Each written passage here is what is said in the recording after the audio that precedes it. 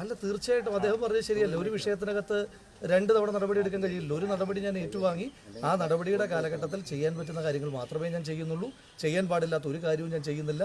പാർട്ടിയുടെ ഒരു തരം അച്ചടക്കത്തെ ഞാൻ ലംഘിക്കുന്നു. രമേശ് ചെന്നിത്തല പറഞ്ഞത് അപ്പം മുഖവിലെടുക്കുന്നില്ലേ? അതാണ് പുതിയ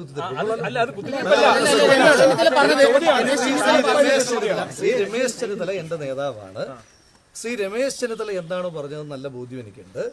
ഞാൻ ഇവിടുത്തെ അദ്ദേഹത്തിന്റെ ശ്രീ രമേശ് ചെന്നിത്തല അടക്കമുള്ള എൻ്റെ ഒരു നേതാവിൻ്റെ, അവരെല്ലാം എൻ്റെ നേതാക്കന്മാരാണല്ലോ, എൻ്റെ ഒരു നേതാവിൻ്റെയും ഒരു വാക്കിനെയും ധിക്കരിക്കുന്ന ഒരാളല്ല ഞാൻ. ഈ പാർട്ടിയുടെ പ്രവർത്തകരുടെ വാക്കിനെയും ധിക്കരിക്കുന്ന ആളല്ല ഞാൻ. തൽക്കാലം നിങ്ങളെപ്പോലുള്ള മാധ്യമങ്ങളുടെ വാക്ക് കേൾക്കാൻ താല്പര്യമില്ല. കുറഞ്ഞ പക്ഷം ആ ഓഡിയോ സംഭാഷണമായിട്ടുള്ള നിങ്ങൾക്ക് പ്രത്യേകിച്ച് കോടതിയൊന്നുമില്ല. അദ്ദേഹം കോടതി നോക്കണം കേട്ടോ. നിങ്ങൾക്ക് കോടതിയൊന്നുമില്ലല്ലോ, ഉണ്ടോ? കോടതിയില്ല. അദ്ദേഹം കോടതി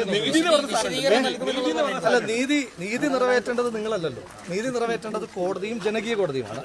കോടതിയിലും ജനകീയ കോടതിയിലും ഞാൻ മറുപടി പറഞ്ഞു. തൽക്കാലം നിങ്ങളുടെ കുത്തിത്തിരിപ്പ് സ്ക്വയറിനകത്ത് വരാൻ ഉദ്ദേശിക്കുന്നത്. ഓക്കെ, ശരി. അപ്പം ഇവർക്കില്ലാത്ത പ്രയാസം നിങ്ങൾക്ക് വേണ്ട കേട്ടോ.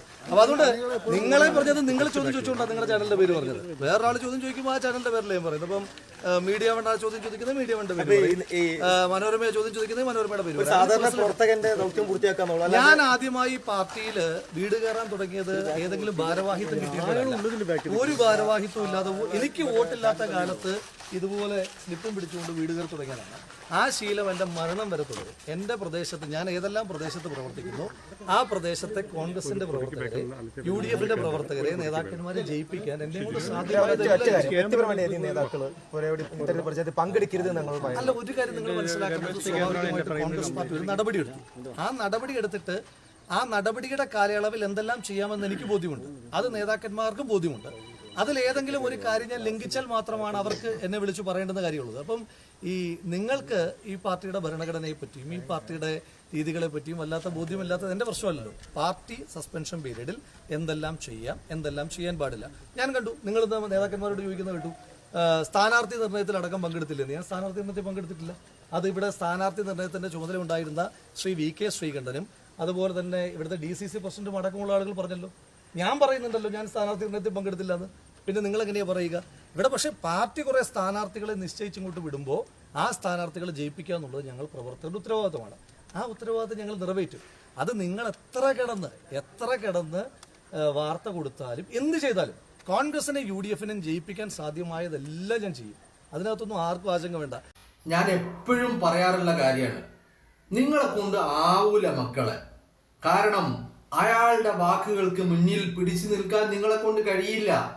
പിന്നെ അതിനപ്പുറത്തേക്ക് രാഹുൽ മാങ്കൂട്ടം എന്ന് പറയുന്ന ഒരു പാർട്ടി പ്രവർത്തകൻ, അയാൾക്ക് നല്ല ബോധ്യമുണ്ട്.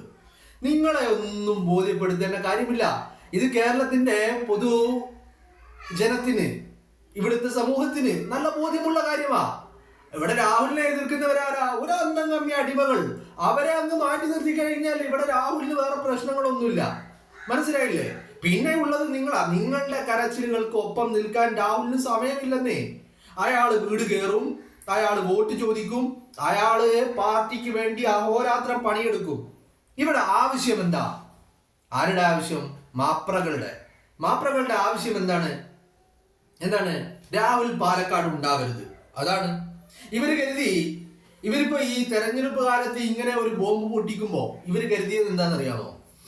ഈ ഫസ്റ്റ് ഓഗസ്റ്റ് 20 ആരോപണങ്ങളൊക്കെ പൊട്ടിപ്പുറപ്പെട്ടപ്പോ രാഹുൽ കുറച്ചു ദിവസം പാലക്കാട് നിന്ന് മാറി നിന്നിരുന്നു. അതുപോലെ രാഹുൽ പാലക്കാട് നിന്ന് മാറി നിൽക്കും എന്ന് പറഞ്ഞാൽ ഈ ത്രിതല പഞ്ചായത്ത് തെരഞ്ഞെടുപ്പിന്റെ കാലഘട്ടത്തില് ഈ പറയുന്ന തെരഞ്ഞെടുപ്പ് കഴിയുന്നത് വരെ ഇതിന്റെ പ്രചരണങ്ങളും ബാക്കിയുള്ള കൊട്ടിഘോഷങ്ങളും ഒക്കെ അവസാനിക്കുന്നത് വരെ രാഹുൽ പാലക്കാട് ഉണ്ടാവരുത് എന്നാണ് ഇവർ ആഗ്രഹിച്ചത്. അതുകൊണ്ടാണ് ഇവര് ഈ പറയുന്ന തെരഞ്ഞെടുപ്പ് ഗർഭത്തെ ഇങ്ങനെ പടച്ചുവിട്ടത്. തെരഞ്ഞെടുപ്പ് ഗർഭം പടച്ചുവിട്ടവരുടെ ആവശ്യം എന്ന് പറഞ്ഞത് രാഹുൽ പാലക്കാട് ഉണ്ടാവരുത് എന്നുള്ളതായിരുന്നു. അതിന് ഇവർക്ക് മുന്നിൽ വലിയ കാരണങ്ങളുണ്ട്. നിങ്ങള് വാർത്തകളിൽ കാണുന്നത് പോലെയല്ല കാര്യങ്ങൾ. പാലക്കാടിന്റെ മണ്ണില്, പ്രത്യേകിച്ച് പാലക്കാട് നിയോജക മണ്ഡലത്തില്, അവിടെ രാഹുൽ മാങ്കൂട്ടം നടത്തുന്ന ഓരോ പ്രവർത്തനങ്ങളും അത് ഈ ത്രിതല പഞ്ചായത്ത് തെരഞ്ഞെടുപ്പ്, തദ്ദേശ തെരഞ്ഞെടുപ്പില് വലിയ ഒരു ഫാക്ടറാണ്. രാഹുൽ എന്ന് പറയുന്ന വ്യക്തി തന്നെ അവിടെ ഒരു ഫാക്ടറാണ്. അവിടെ രാഹുലിനെയാണ് വോട്ട് ഓരോ വോട്ടും രാഹുലിനാണ്. അവിടെ സ്ഥാനാർത്ഥി ആരോ ആയിക്കോട്ടെ, ഏതൊക്കെയോ വാർഡിൽ ആരൊക്കെ സ്ഥാനാർത്ഥിയായാലും വോട്ട് രാഹുലിനാണ്. അപ്പോ അങ്ങനെ വരുമ്പോ നഗരസഭയും കണ്ണാടിയും പിരായിരിയും മാത്തൂരും ഒക്കെ UDFന്റെ ഭരണത്തിലേക്ക് നടന്നു കയറുമെന്നുള്ള കാര്യത്തിൽ ഈ പറയുന്ന സഖാക്കൾക്കോ ഈ പറയുന്ന മാപ്രകൾക്കോ ആർക്കും ഒരു തർക്കവും ഇല്ല. ഇന്നലെ ഞാൻ കണ്ടതാണ്, ഒരു വ്യക്തി മാധ്യമപ്രവർത്തക, എന്താണ് മാധ്യമപ്രവർത്തകരുടെ പേര്? ലക്ഷ്മി പത്മ. ലക്ഷ്മി പത്മയുടെ ഒരു സ്റ്റോറി ഇപ്പൊ സ്റ്റോറിയാണല്ലോ, ഇപ്പൊ വാർത്തകളില്ല. ചാനലുകളുടെ പേര് വാർത്താ ചാനലാണ്, പക്ഷെ എവിടെയും വാർത്തകളില്ല. കാരണം എന്താ? വാർത്തകൾ എന്ന് പറയുന്നത് ഈ രാജ്യത്ത് നമ്മുടെ നാട്ടിൽ നടക്കുന്ന സത്യസന്ധമായ വാർത്തകൾ, നടന്ന കാര്യങ്ങളെ അത് ജനങ്ങളിലേക്ക് എത്തിക്കുന്ന ആ ഒരു പ്രോസസ്സിനെയാണ് വാർത്ത എന്ന് പറയുന്നത്. അത്തരം വാർത്തകളില്ല, ഇപ്പൊ സ്റ്റോറികളാ. സ്റ്റോറികൾ എന്ന് പറഞ്ഞാൽ എന്താ? കഥ എന്ന് പറഞ്ഞാൽ ഈ പറയുന്ന ഇവരുടെ താല്പര്യങ്ങൾക്ക് അനുസരിച്ചുള്ള കഥ. അപ്പൊ ലക്ഷ്മി പത്മയുടെ ഒരു സ്റ്റോറി ഇന്നലെ കണ്ടിരുന്നു. എന്താണ്? രാഹുൽ ഇപ്പോഴും ജനപ്രതിനിധിയാണത്രേ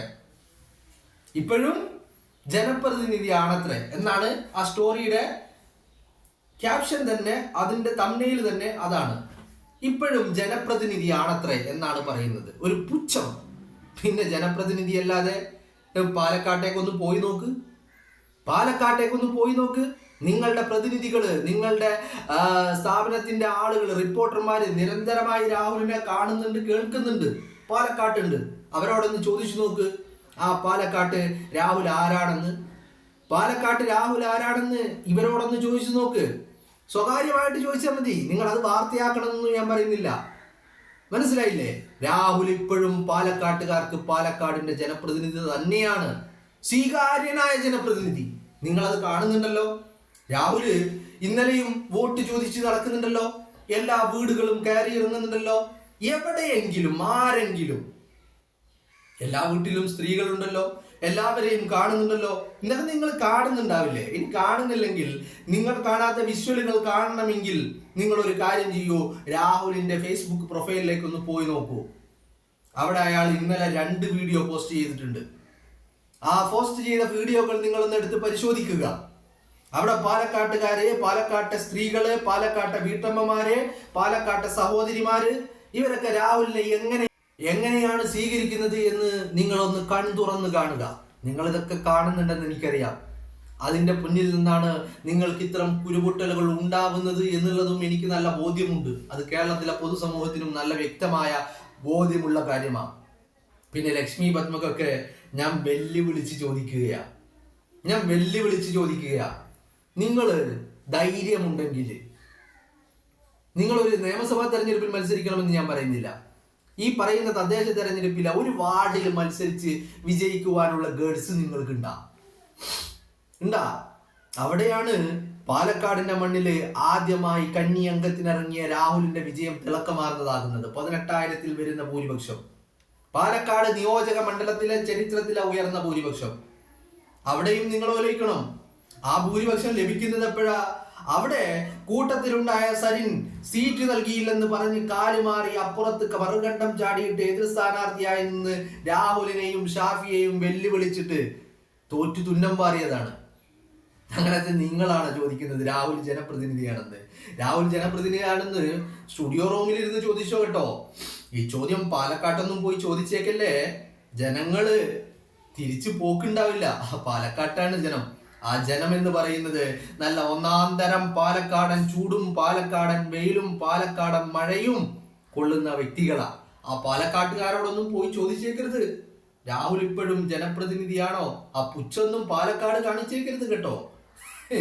AC റൂമില്, ക്യാമറക്ക് മുന്നില്, സ്റ്റുഡിയോ റൂമിൽ ഇരുന്നു കൊണ്ട് അങ്ങനെ പലതും ചോദിക്കാം. പക്ഷേ ആ ചോദ്യങ്ങൾ പാലക്കാട്ട് ചെന്ന് ചോദിക്കരുത്. തിരിച്ചു വീട്ടിലേക്ക് ആ വന്നതുപോലെ തിരിച്ചു പോക്കുണ്ടാവില്ല എന്നുള്ള ഓർമ്മപ്പെടുത്തൽ മാത്രമാണ്. അപ്പോ നിങ്ങൾക്ക് നന്നായിട്ട് കുരുപൊട്ടുന്നുണ്ട്, മനസ്സിലായില്ലേ?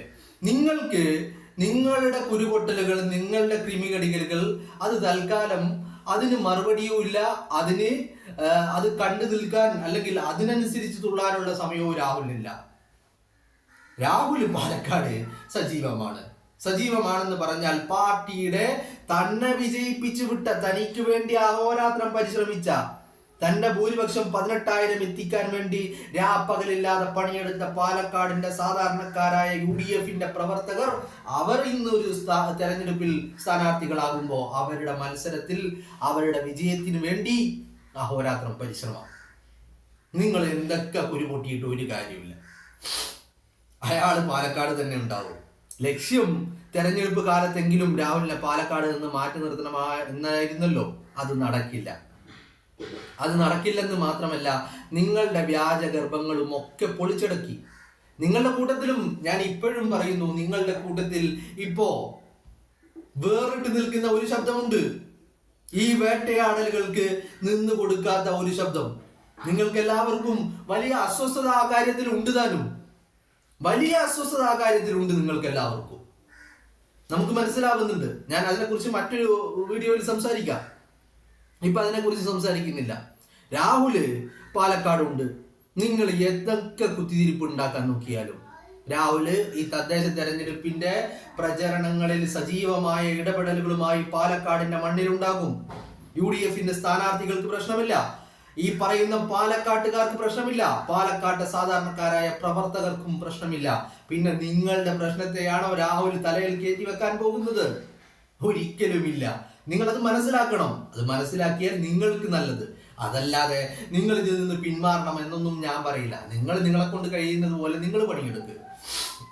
രാഹുലിനെ കൊണ്ട് കഴിയുന്നത് പോലെ രാഹുലും പണിയെടുക്കും. വിജയം ആർക്കൊപ്പമാണെന്ന് നമുക്ക് കണ്ടറിയാമെന്നേ. നിങ്ങൾ എത്രയൊക്കെ ബോംബ് പൊട്ടിച്ചാലും രാഹുലിന്റെ രോമത്തിൽ പൊറലേൽപ്പിക്കാൻ നിങ്ങളെ കൊണ്ട് സാധിക്കില്ല എന്നുള്ള കാര്യം മാത്രം നിങ്ങൾ മനസ്സിലാക്കുക.